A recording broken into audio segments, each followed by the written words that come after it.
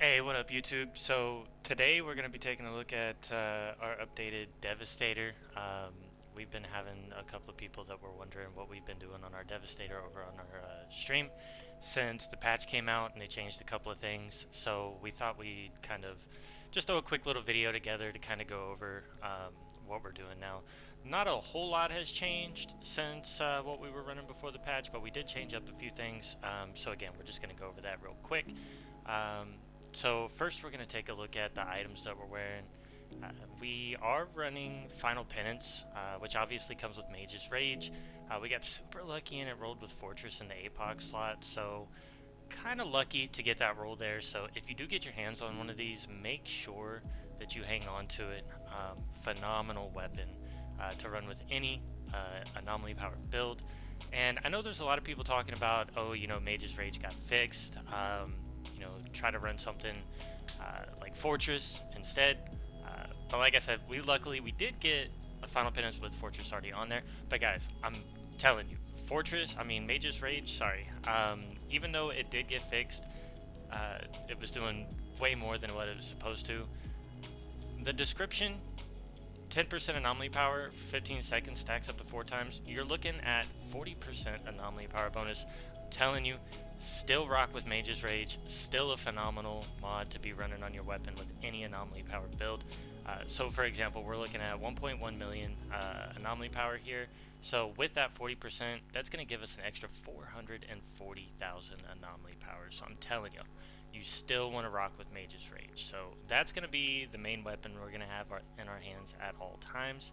And for our armor here, we are going to be rocking the Seismic Commander set still. Ultimate Impaler on the top, we threw Despair and the second slot there, and then we did get Shredder to roll on the bottom slot there, so that way every time we use Impale, it's going to activate automatically a second Impale if the enemy doesn't die, dealing 50% of the original Impale's damage. So really, really good source of damage there. And again, another mod that this one actually did get a nerf in the most recent patch, but even though you're not looking at that 100% more anomaly damage for 5 seconds, 30% is still better than 0%. And we've run without it, we've run with it, and I'm telling y'all, you still want to rock with Despair. It is a very noticeable difference. So we threw that on the second slot there. Chest piece, we did get lucky and get Captain Hunter and the APOC slot there.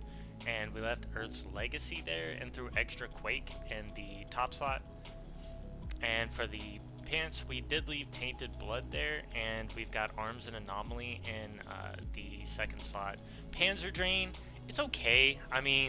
It's going to give you a little bit more armor and survivability. The build really doesn't need it. As you can see, we got a 958,000 armor right now, just at average gear 66. So that's going to scale up way beyond that as we continue to level.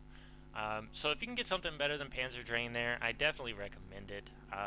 But again, Tainted Blood and Arms and Anomaly there. Now, we are still running Rivers of Blood on the gloves here, which Rivers of Blood actually comes in that second slot. So the Seismic Commander pants, really you don't even need to change any mods on there. The main reason why we have Rivers of Blood on our gloves and not on the pants, these are still the same pants that we've been running before the patch when we weren't even running Impale in our setup.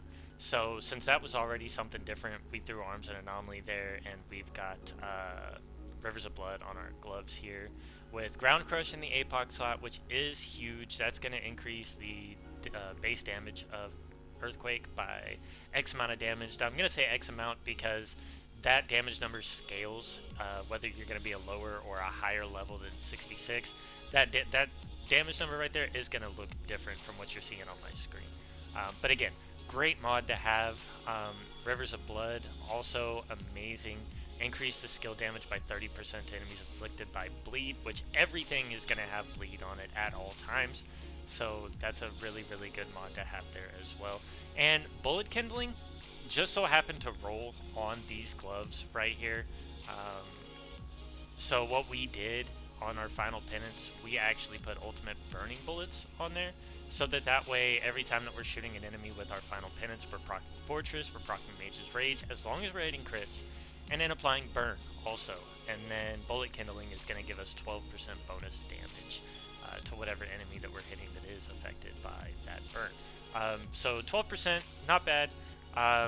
If we would have been able to get something like Euthanizer, then obviously we'd throw ultimate toxic bullets here, and because Euthanizer is going to give 16% instead of 12%, but we weren't even looking for anything like that. It just so happened they were there, so we figured we'd take advantage of it by having ultimate burning bullets on the final penance there.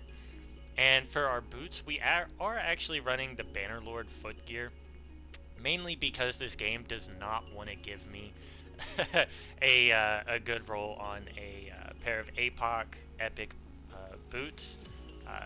Getting anomaly power boots with mods on them the way that I want them, I'm convinced they don't exist for me. So we are running the Bannerlord foot gear, which unfortunately they're max health, but skill life leech, cooldown reduction, okay. I mean, the skill leech is pretty good. The cooldown reduction we really don't need because we're going to be capped at our on our cooldowns, whether we have cooldown reduction there or not. Mostly just because the way that the mods are set up on these boots really work for this setup. We've already got Sharpened Spike there, and Pale skill deals 905,193 more damage. Again, that's actually an X amount of damage because that also is going to scale depending on what the level that your gear is going to be at. It's going to be either low or higher. That does scale depending on the level of the item. We got Unstoppable Force in the third slot here. We threw Second Quake, so it's going to give us a total of 3 Earthquakes, and we are going to have a total of 3 Impales, and then Rocking Gravity Leap as well, so that way we can take advantage of Despair.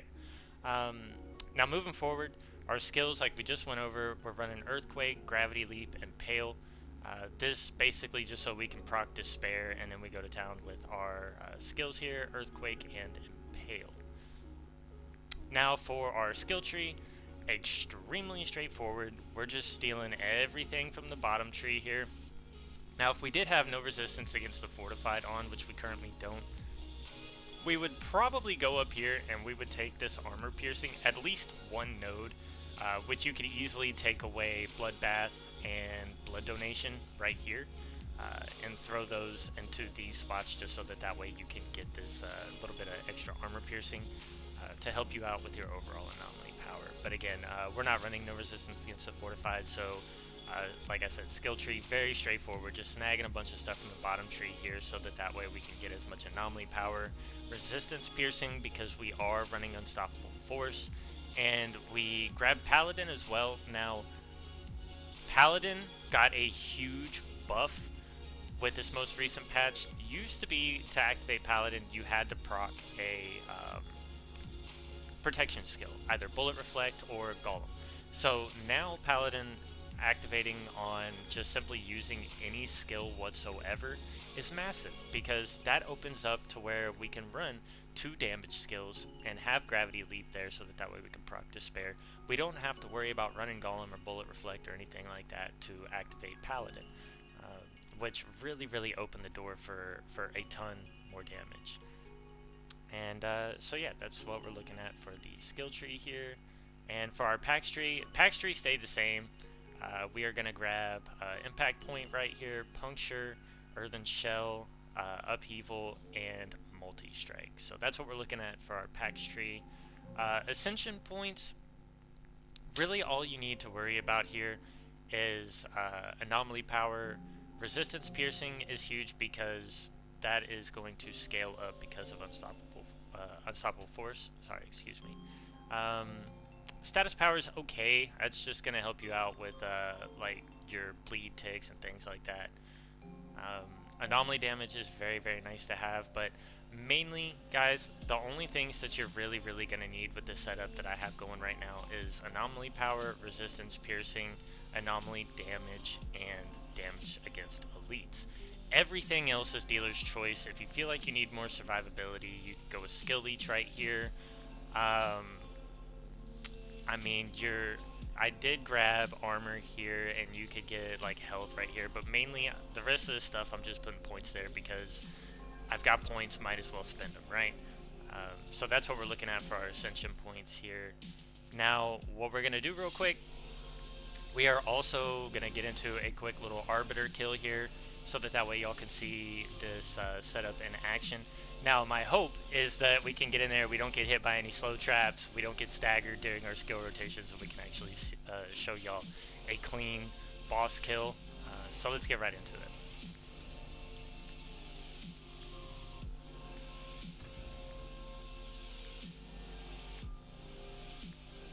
Alright, we're going to let him jump over to us. We're gonna proc Mage's Rage, Fortress, Arms and Anomaly, all that good stuff. We're gonna Gravity Leap to proc Despair, Earthquake 3 times, Hail 3 times, Earthquake 3 times because it's already there, and then we're just gonna reset. We're gonna proc Arms and Anomaly, Fortress, all that good stuff again, and go right back into our skill rotation. Everything's ready to go, it's off cooldown, and there you have it. Roughly about 1.5 skill rotations should get you the kill right there. And guys, I'm telling you, even though I'm only at APOC 31 right now, some of y'all watching this, wow, what are these choices right here? Anyhow, some of y'all watching this video may be a little bit of a higher APOC tier. Maybe you're really close to the end game and you're looking at this and like, well, you know, this is only APOC tier 31. Is this build really going to work out for me as I progress further on? I'm here to tell you right now, this build definitely is going to work out for you. APOC 20, APOC 30, APOC 40, no matter where you're at, this build is going to deal some serious damage. We do double carries with this build all the time, and even in a full group where the other two may be fresh characters, fresh accounts, we're still just annihilating arbiters before they can get into their axe mechanic. Ocreal is no issue whatsoever. Add clear rooms, no problem. So hopefully y'all rock with this build the way that I am. If you want to come and check out some of what we do on our stream, make sure you check us out on Twitch. It is Norway Steve on twitch.tv. And hopefully we will see y'all over there. Until then, y'all have a great rest of your day.